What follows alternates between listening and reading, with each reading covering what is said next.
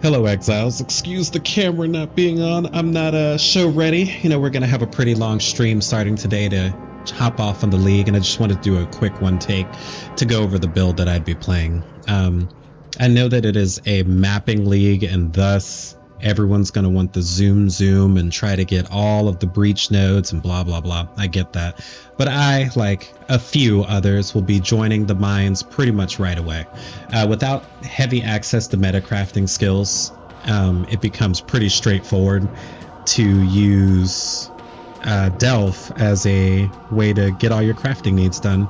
And thus those of us who hate crafting, like me, just go in there to make a crap load of money on the first day. So to do that, I'll be playing my Flamewood Totem Hierophant. I've played this over like 3 or 4 leagues now, so I've definitely got it down packed.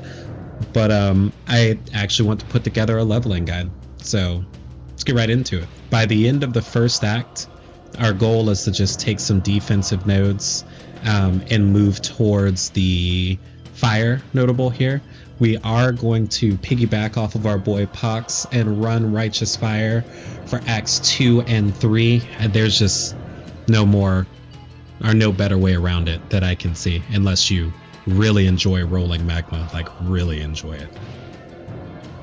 By the end, or in act 2, we'll take the fire mastery and we will get ourselves some fire resistant rings. And just as a reminder, the written guide for this is linked down below as well, if I seem a little too jumbled up. But we'll take some fire resist rings, get fire resist on all of our gear, and we will be able to sustain Righteous Fire from right at level 16, which is when you'll have this, 16, 17. As a quick note, try to avoid getting Energy Shield on your gear because it will screw you up. It makes your regeneration needs a lot higher without any extra added benefit for you, because your Righteous Fire will be burning it all off.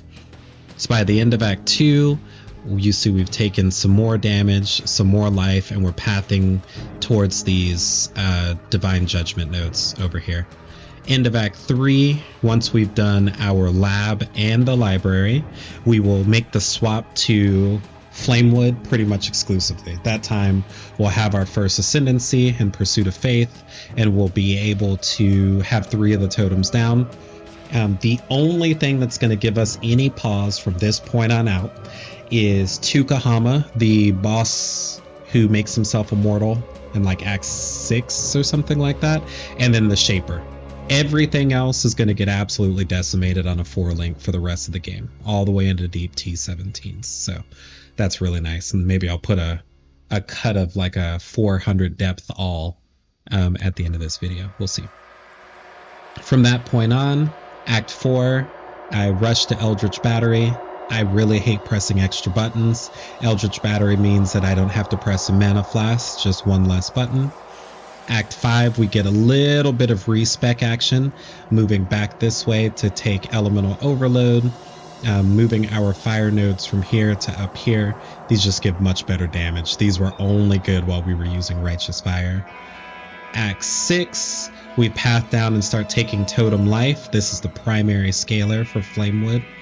Act 7, finish it out, get some more reservations. We'll be reserving 100% of our mana since we're using Eldritch Battery anyway. Excuse me, I'm stroking out, guys. In 8, we'll take our second Ascendancy. And, I mean, we're just taking regeneration and life at this point. 9 is much the same. Start taking our block nodes as our secondary form of defense, and as we enter maps, we'll have a decent amount of spell block through the shield and the Tempest Shield. Let me save that real quick. Skills, I did all 3. Start with Rolling Magma, Flame Wall, can't avoid it, it just is what it is. In Act 2, we switch to Righteous Fire.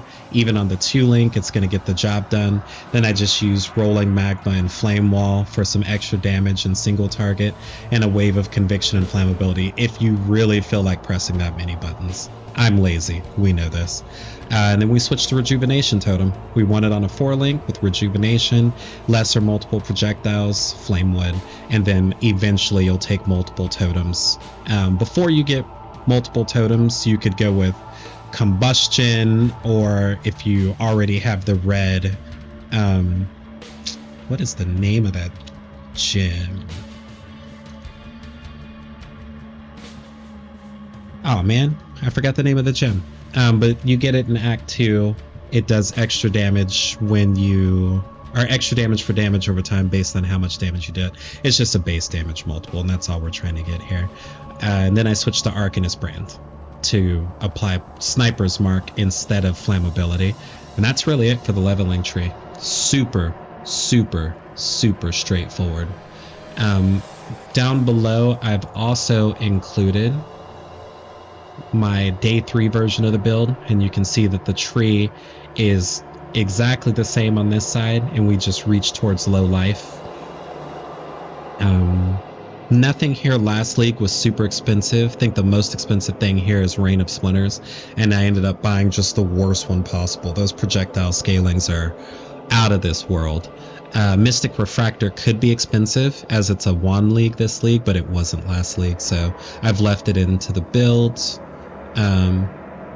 Everything else super, super cheap, and as you can see, damage, nothing to sneeze at, and this is my goal to have by the end of the weekend.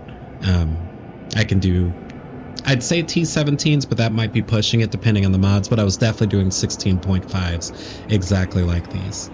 Damage, Rejuve, Flamewood, multiple, Empower. It's only a level 3 Empower. Obviously it's much better damage with the 4, but that's not realistic this early on, and that's going to be slotted in the gloves, the Black Zenith gloves. I'll go over why it looks like this in a second. Flesh and Stone, Arrogance, Vitality. This is what we do to reserve ourselves to 50%. Tempest Shield for block, Purity, Skitterbots, Righteous Fire. All this is just extra damage and survivability. Same with Petrified Blood. So as you can see, our buttons are very, very few and far between. I really don't like pressing buttons. And then, of course, Arcanist Brand fills these out. Before you get Anathema, Sniper's Mark is the best damage one, I think. Actually, let's double check our work. No, it's not. It's saying it's Flammability. I still want Sniper's Mark, but according to this, Flammability will be the way to go. But once you have Anathema, obviously you'll just use all of them. The configuration, this is why we did it this way. Putting it in the gloves lowers all of your stats. Let's see. Oh, that's boots. Show me gloves. Oh, wrong one. Oops. Alright, so putting it in gloves lowers all your stats because it accounts for that cooldown, and that cooldown does not apply to us. So more damage based on the projectile count, more damage based on the glove mod, and note this is with that graft that gives extra glove effect. So let's put it down to 150, and then just the less damage taken. So nothing super wonky here, and the rest of this is really straightforward. I will also include the day, let's just call it the Mage Blood version once we've gone deep enough to do that. For me, that takes a week and a half, 2 weeks. I am still working full time. I don't get to no life the game like we did in our youth. It's all right. We'll be fine. But you know, for someone who's playing nonstop, Mage Blood could be like a day 5, day 6 thing, and I'll show that version as well. So yeah, that's really it. Super straightforward. I'm gonna hop into the mines with this, and I will be producing build diaries that'll have a lot more detail. But the written guide down below is full of details, including questions and answers. And if you guys have any questions, please leave them there or join me live on Twitch. Thanks a lot, guys.